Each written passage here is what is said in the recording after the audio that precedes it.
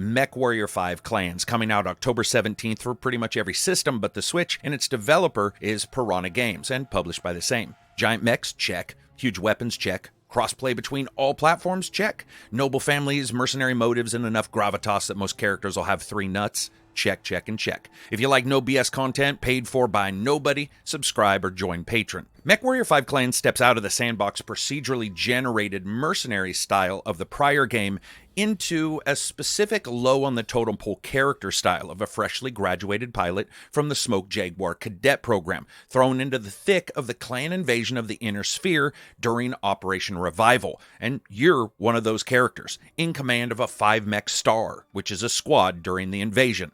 It's also basically the first clan-focused MechWarrior game in nearly 30 years. And unlike Mercenaries, this is a narrative-driven one with all the missions being handmade. The level of autonomy is reduced, but the level of stakes here feel, for whatever reason, higher. At its core, it's a third-person action game. At its heart, it's a simulation, but the outer skin has just enough layers of management that it somehow combines them all very well. Taking your star, which is the name of the 5-person team in the game, and dropping them onto planets has you taking on missions, defending weakened forces, doing lightning strikes and raids, as well as just causing general chaos. It's all about getting in and laying waste to as many enemies as you can, and then getting out, with them doing the same, and both of you constantly chortling out insults and barbs as you blow the legs off one mech, he blows your arm off, and then a perfect moment happens when you and your teammate utterly obliterate another enemy as you both time fire perfectly. However, where MechWarrior Clans feels unique and where it's instantly noticeable in its difference, even in the first mission, is the number of enemies. And the feeling when you engage them, the speed, not fast, but slicker than Mercenaries, a combination of the move to Unreal 5 for sure, as well as just the fact that clan weapons and clan mechs are good goddamned bit better than the flea market specials you bartered for in the other game. Few things are more enjoyable than jumping into a giant robot and slamming as many missiles as you can into the face of other giant robots while trying to make sure you don't get shot by another giant robot that's giant roboting somewhere behind you. However, you're not going to be able to do any of that if you don't understand the basics and core motifs that are within the MechWarrior mythos. And that's understanding terrain, the mech, their setup, as well as the player, or the character in this case, and how it combines. For example, in this game, you can of course switch different groups that weapons are contained in. For example, arm cannons or missiles. You can put them all in one or separate them to each other. Or, as I like to do, I have every single goddamned weapon, because seriously, fuck every enemy that comes forward and tries to face me in my star, so I always have one Death Blossom move where every single weapon fires. Sure, it builds up heat, but I don't care. Controlling your mech as well as commanding them is quite easy, whether it be keyboard and mouse or gamepad. You can jump into other mechs that you have the ability to command normally, but you can do this via real-time while you're playing by a radio menu, or you can easily do it within the Battlefield Overland map, and pretty much anytime in the game, jumping into the other mechs if they're across the site of a battlefield and you just want to get over there as quick as possible. You can also command them to take on particular enemies or even use healing stations. That kind of command actually works really well in the title, and with what appears to be an uplifted number of enemies, going to be highly touted. Also, of course, taking down enemies can be done with body shots, but your best bet is, a lot of the times, to understand the finesse of taking out a leg or taking out an arm to destroy one of the main weapons. For example, in an up-close battle, they may have a mech that has a huge weapon. Blowing that off can effectively neuter that dude, snipping their weaponry nuts right off the cusp and making them far less efficient in battle. At that point, depending on the mech, sometimes you can end up just having your people and your star go take out other enemies and leave the big one until you can come back and clean it up later. Another huge element is, of course, heat. Just like a bodybuilder who gets done flexing at a bodybuilding competition has to spend like 5 minutes catching their wind, the same thing can happen here if a big mech is firing all their weapons. You see that heat rise quite quickly, and it can short out your mech, and in the worst and most dire circumstances, shut it down. And that is pretty much indeed as bad as it sounds, with you just sitting there waiting for everybody to take shots at your face until the systems come back online. Diving into deep water, if there are lakes or creeks nearby, is a massive boon to success, especially in the harder difficulties, because that wicks away heat much more quickly. Now, speaking of all of this, you have the ability to not only lock onto your enemies from far away, but switch between third and first person view. I found them both to be quite usable. I'm more of a fan of the simulation element and being in the cockpit and seeing the buttons being pressed, but your mileage is going to vary. One particular place I like the first-person mode is because you have to remember that mechs carry many of their weapons at particular angles, so some may hit the dunes in front of you or some debris and not the enemy, which can be the difference between watching somebody go up in flames or watching your hopes get drowned by a misaimed shot. For a moment, I do want to talk just a bit more about the battlefield overmap. First, I love it, it works well, but oddly enough in the missions I did, it was more restricted in its viewpoint. I couldn't say, for example, see a huge amount of real estate. The other hand, the locations I were in were narratively tighter for those few missions. I was told that this blossoms out. What I can say is your mech team are no slouches when it comes to AI. In one battle, I basically sat back and I sent them to attack and take out enemies, and then I just personally picked off the stragglers. You won't get away with that all the time. But in this particular battle, I wanted to check it out, and it worked well to immolate most of the enemies into crumbling body parts. Speaking of crumbling body parts, the game does that very nicely. It has a ton of environmental damage and destruction. You can't dig out craters like a laser in No Man's Sky, but you can go down into a base and dismantle that son of a bitch just right around the ears of the POSs who are trying to use it for cover. And hell, it makes it easier for the other mechs to move around anyway. Besides, I don't need this dude's house or bunker. I don't sleep there, so wasting a few dozen rounds and some missiles to turn someone's house into an outhouse felt good, and it worked from a somewhat strategic level.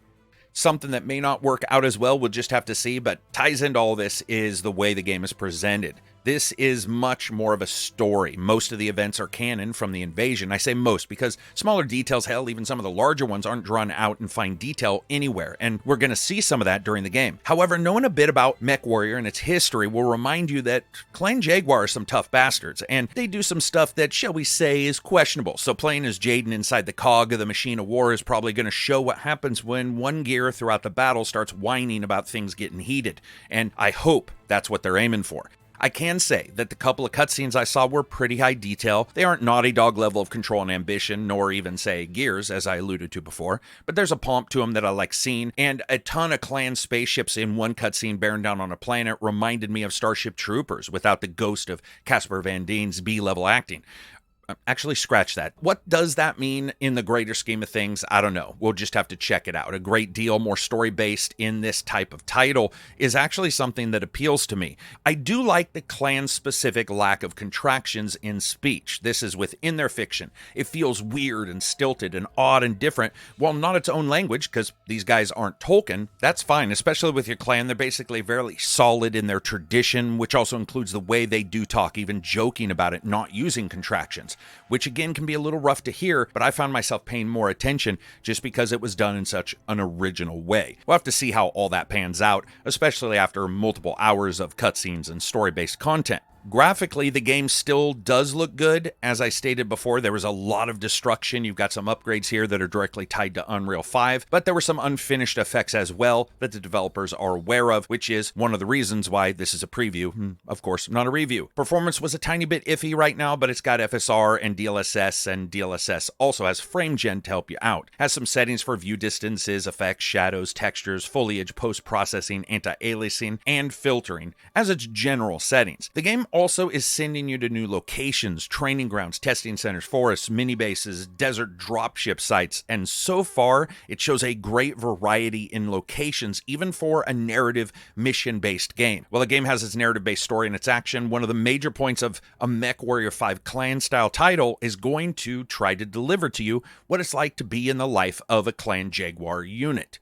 Each time you successfully finish a mission, you get an honor level progress meter, because everything in MechWarrior is about honor. It also lets you go up in levels so you can get money, which allows for you to buy new weapons, all of them based on clan weapons. You get different merits and different camo patterns that you can apply to the mechs. As you would expect, whenever you're inside your base, you have your ability to go to Mission Central. This is where you pick the different missions. You also have facilities and barracks, and you have archives, which allows for you to see the cutscenes and the different story elements that you've already passed through. But I want to break them down a little bit. Now, first up, when you're looking at the facilities, you start to see how the game is parsing out the command of your star. For example, you have your technicians. Technicians here are highly important because if your mech comes back damaged, it's free to repair, but each technician you assign to it only deals a certain amount of healing power to the mech, sometimes causing you to be a mech down or have to switch one out while the techs repair it. You also have your research chassis upgrades and chassis milestones in this area. Research upgrades, of course, putting money down to upgrade and identify different upgrades upgrade paths for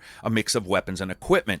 With the chassis, though, you can upgrade that and unlock different chassis specializations for some of the mechs. And when you get good with a particular mech, you also get what are called chassis milestones. It just shows the basic ability of the pilot with the mech to do what they're supposed to do, which is kill everybody. But to kill everybody, you got to actually have new stuff, or at least working stuff, and that's where the store and marketplace come into the business. You can buy new mechs, you can buy weapons for those mechs, as well as different equipment, including better heat sinks and other equipment that can keep you in the fight for longer, so you're consistently looking at repairing the mechs, researching as well, and also buying items. And that's pretty much the name of the game here. You're always trying to understand what best and possibly not best way to spend your money training of your characters and the different ways in which you played the past mechs. It's a very good system, and it already feels pretty natural to me. Also, already there's over 60 different research projects you can take on. You can also spend points to upgrade the science lab itself, as well as salvage operations, which are technicians that you can assign to follow your mech unit's path in the prior mission and pick up mech, equipment, or weapon parts from the field,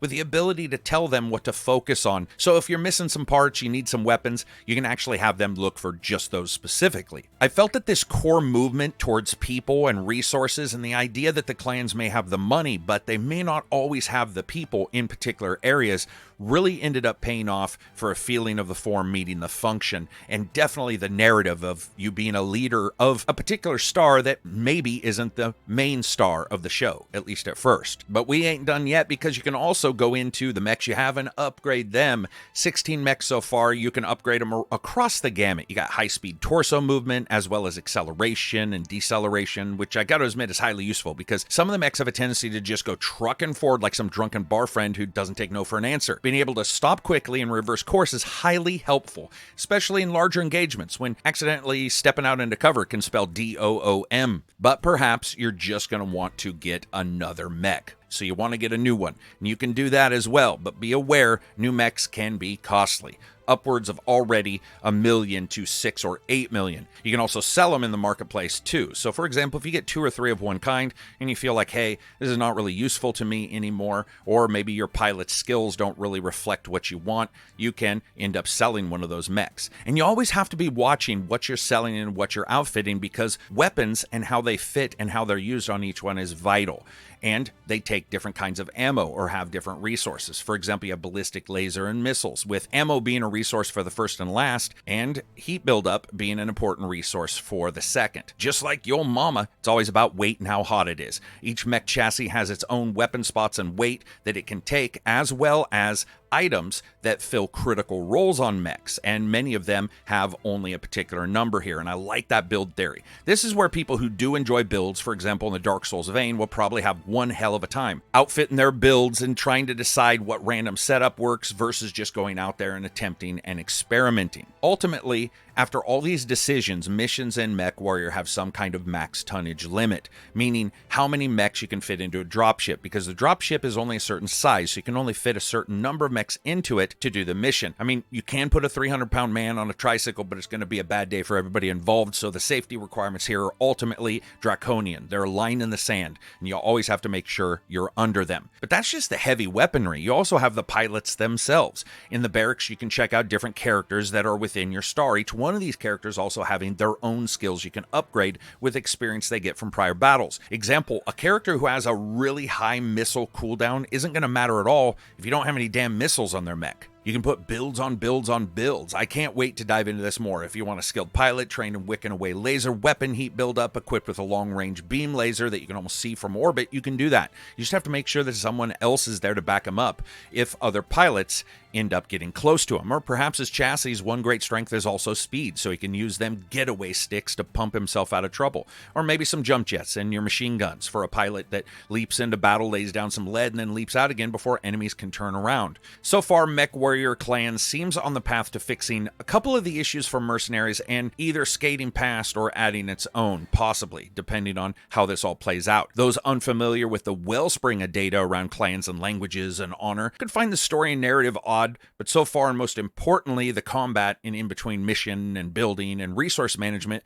feels different enough for mercenaries to be noticeable, but not noticeable enough to be bothersome. Diving in shouldn't be too hard for those who haven't played the past games either, because nicely the game has detailed notes on every section of the ship and what you can do in them. I do have my reservations on story makeup, the length of the story, and how it's going to play out with the voice acting and just the oddity in which this character group delivers their narrative. I also find myself deeply interested in what that narrative turns out to be. I also hope some of these tech issues get cleaned up. They look definitely fixable by the time this comes out. That's my time, speaking of. And you can support the channel by either liking and subscribing, or if you enjoy no sponsored, no BS coverage of games, we're running a huge series of events and behind-the-scenes discussions in the Discord about the industry, leaks, as well as reviewing, and of course, always in there, streaming games. If you want to get some free swag, find some people to play video games, board, and role-playing titles, come on by.